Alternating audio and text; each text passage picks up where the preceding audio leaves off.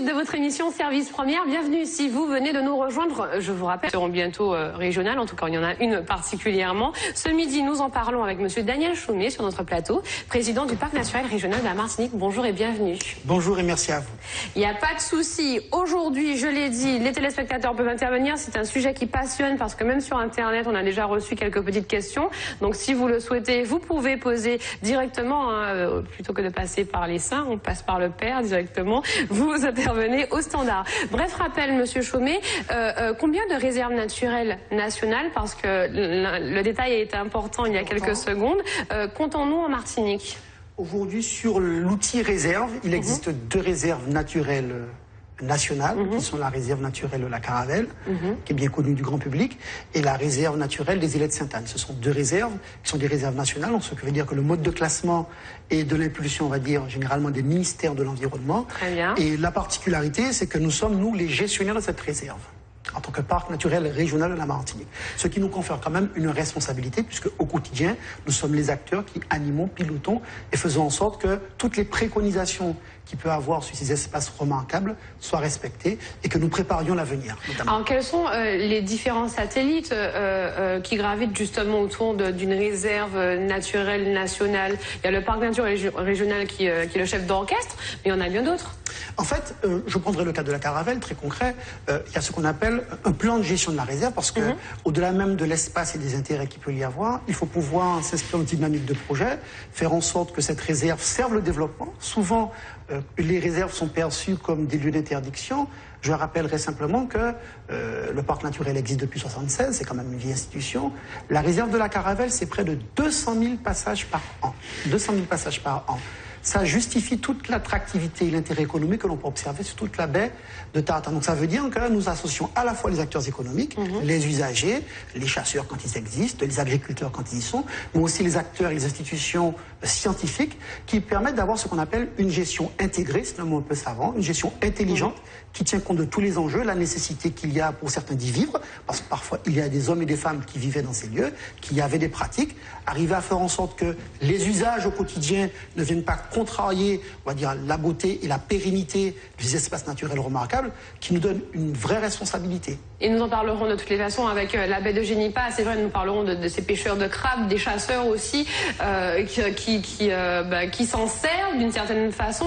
Et ça me fait penser justement à la partie humaine, la dimension humaine, parce que c'est de concert avec tout le monde qu'on travaille lorsqu'on est sur un plan de réserve naturelle, régionale ou nationale. C'est fondamental. Je crois que c'est la garantie du succès de la concertation, puisque en préalable à tous ces processus de réserve, il y a véritablement ce qu'on appelle la concertation avec les acteurs. Donc des rencontres? Des rencontres régulières, c'est pour aller comprendre qui savent qu'à faire, parce que si on leur explique qu'une réserve, c'est interdire tout, ça n'a pas de sens. C'est vrai, lorsqu'on parle de réserve, on se dit c'est exclu, c'est inédit, ça reste à une seule personne. Faire une réserve, ça n'a pas vocation à exclure les activités qui préexistaient. Faire une réserve, notamment, il y a notre projet de réserve marine qui se fera aux pêcheurs, avec une forte implication notamment du maire de la commune et des pêcheurs de la commune, parce qu'ils ont bien compris que entre l'activité de plongée, l'activité de pêche traditionnelle, filet de Saint-Lan et enjeux touristiques là, si pas une concertation, tout le monde carouille tout le monde et tout le monde est perdant. Donc il faut à la fois préserver la ressource, préserver l'activité des acteurs économiques, qu'ils soient pêcheurs ou plongeurs, et faire en sorte que, au travers de ce plan de gestion de réserve, on crée une vraie dynamique de développement des territoires. C'est tout l'intérêt, en tout cas toute la responsabilité que nous avons, et cela ne peut réussir qu'avec une concertation, parfois qui peut être pour certains lente, parce que c'est vrai que, ne serait-ce que pour Génipa, nous sommes là sur le dernier tenant de mangrove de cette dimension, 1000 hectares.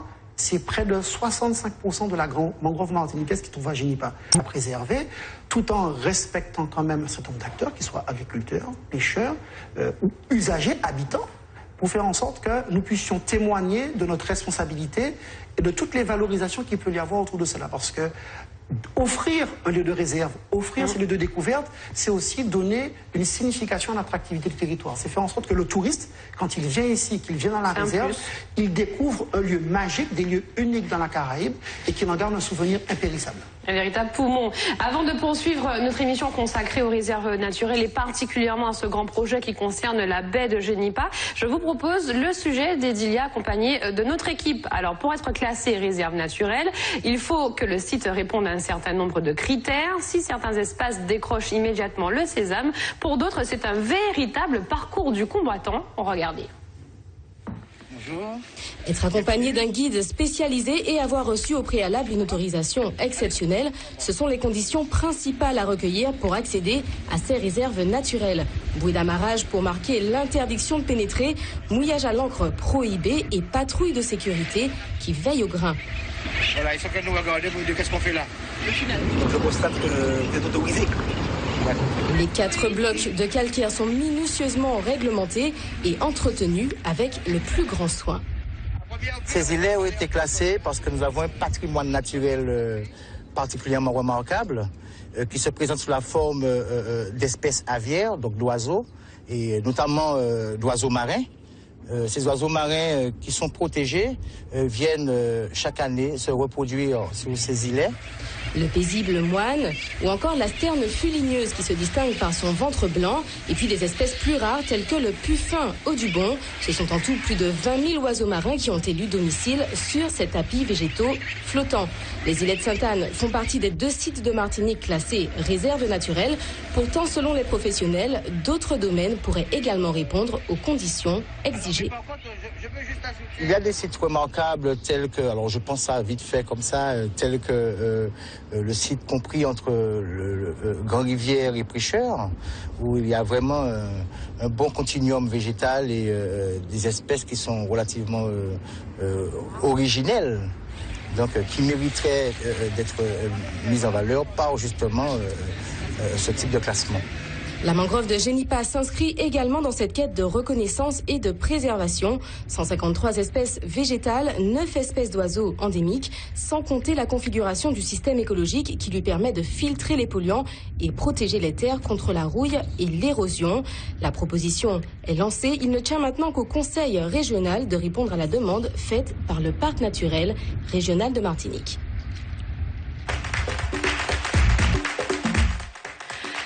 Nous sommes de retour pour votre émission Service Première. Je vous rappelle que nous parlons des réserves naturelles qui constituent des lieux privilégiés de la découverte de la nature. On vient de le voir avec ces fabuleuses images. Aujourd'hui, nous parlons également de la future réserve naturelle régionale, donc la baie de Génipa, en compagnie de monsieur Daniel Chaumet, le président du Parc naturel régional de la Martinique.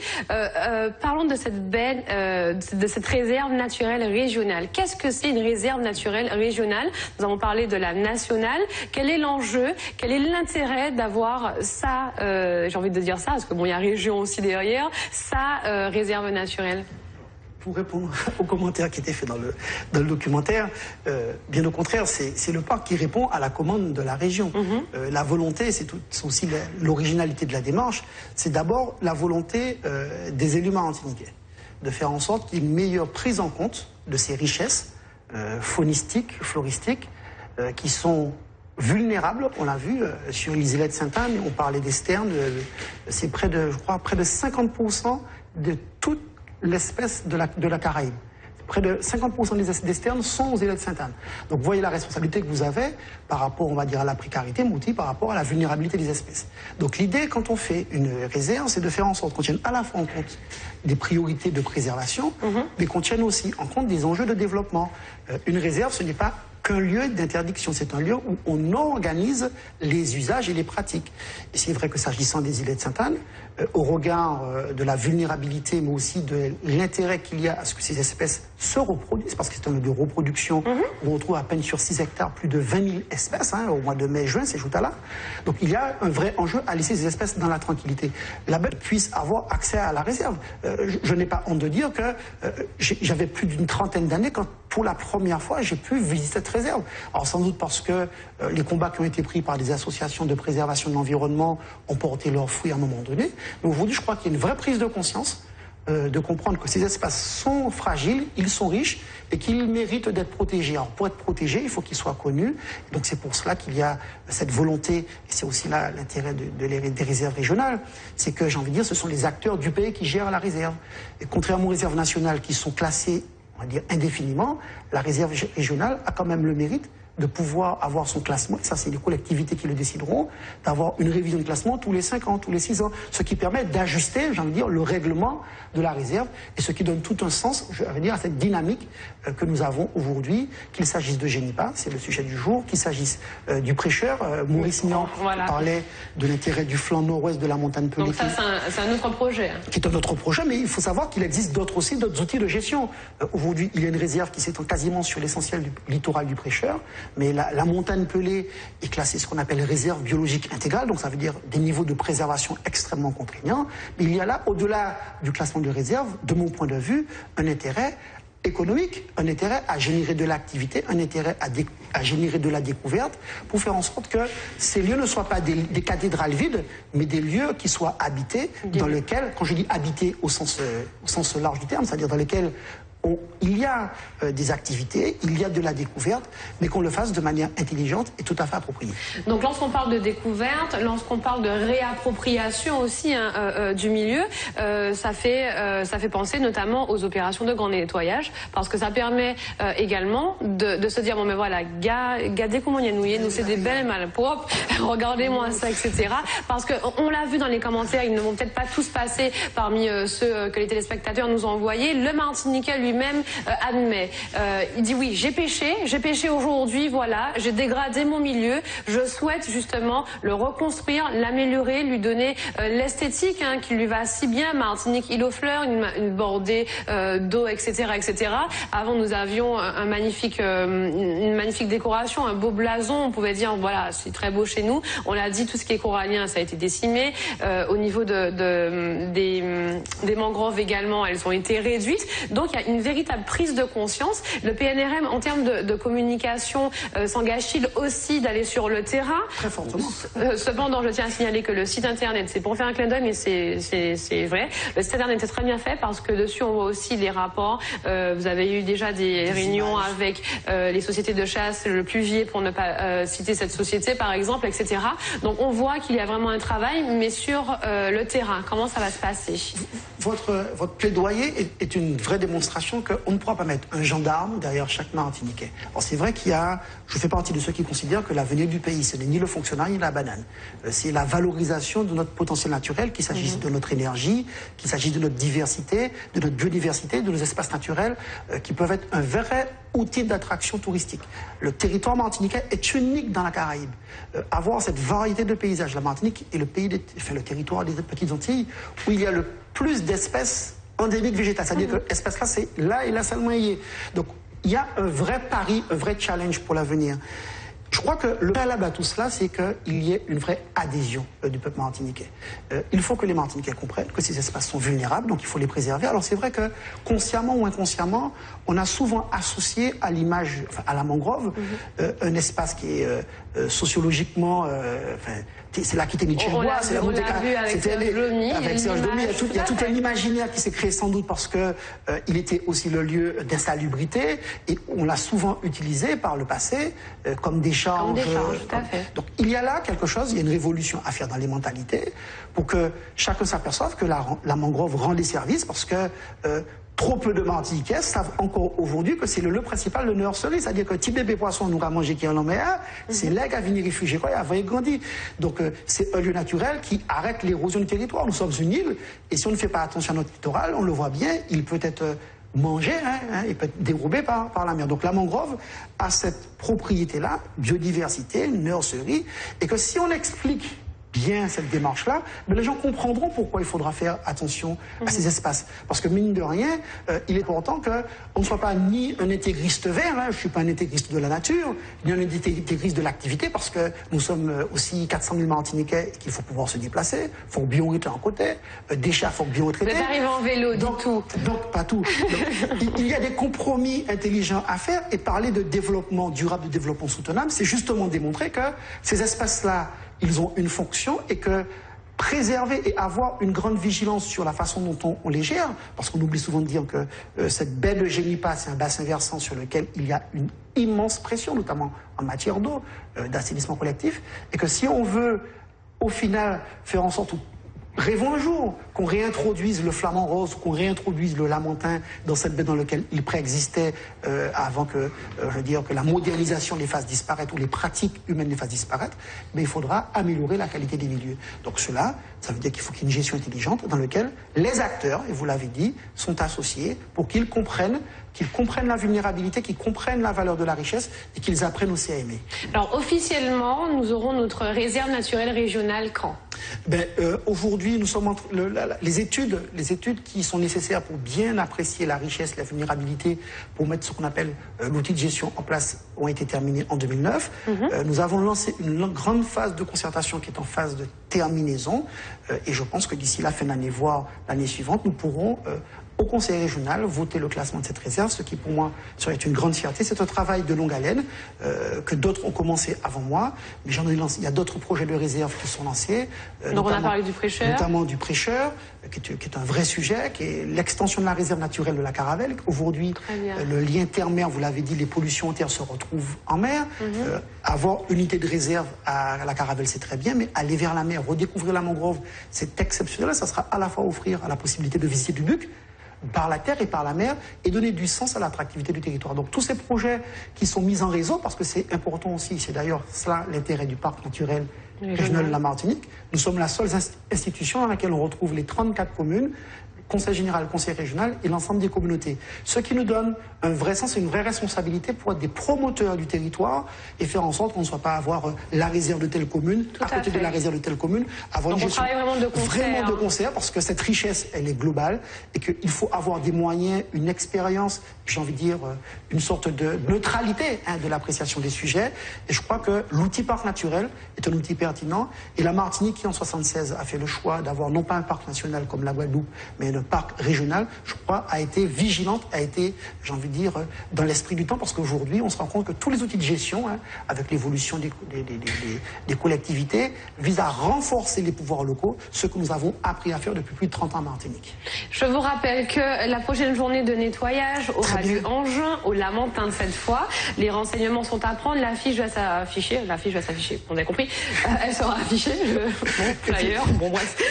Les renseignements, le numéro de téléphone sera affiché, le voici, le 05 96 645 645 pour tout renseignement. Vous le voyez, opération Grand Touloulou, tous ensemble pour demain, tous ensemble pour notre île, c'est très très important. Et puis en guise de conclusion, vraiment remercier, on va dire, le partenariat que nous avons pu élaborer, qui a quand même pu mettre à l'honneur la responsabilité, parce que derrière aussi il y a un Martiniquais, il y a des usagers, le travail du PNRM. et que PIA c'est à nous, et que Sakaba nous aussi en devoir de faire en sorte que richesse PIA nous pas gréver, et que le potentiel de développement de la Martinique, on le transmette aux Martiniquais de demain. Souvent on parle de développement durable, environnement, écologie, sociale. Il y a une dimension pour moi qui est essentielle, c'est celle de la génération. Nous avons une responsabilité de génération de transmettre ce pays dans le meilleur état.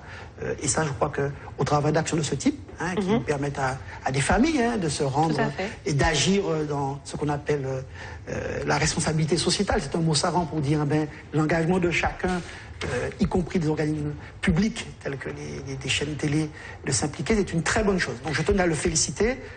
Parce que c'est une action qui est importante. Merci beaucoup, Monsieur Daniel Chauvet. Je rappelle que vous êtes le président du PNRM, le Parc naturel régional de la Martinique. Allez, sans plus tarder, c'est parti. L'autre plateau maintenant, nous partons à la rencontre d'une artiste plasticienne, c'est Nard dans mon pays.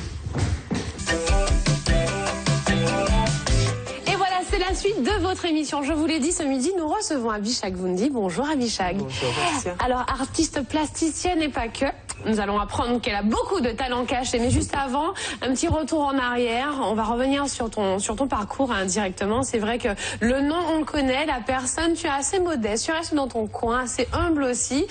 Très peu mise sous les feux des projecteurs parce que c'est vrai qu'on te voit à l'occasion de tes expositions, des vernissages, lors des reportages parce que tu fais pas mal de festivals aussi. Dernièrement, tu étais en Afrique, le festival de Massa, je crois. Oui. Donc on va revenir dessus. Mais sinon, Abishag, elle est dans son coin, elle travaille, elle a plein de projets, donc on en parle.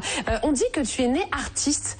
En même temps, tu es née, mais tu es née dans une famille d'artistes. Ton père ingénieur du son, je crois, ta mère chanteuse aussi. Oui. Alors lorsqu'on te dit ça, Abishag, tu es née artiste, qu'est-ce que tu dis? Qu'est-ce que tu réponds? Ben en fait, j'ai pas eu le choix.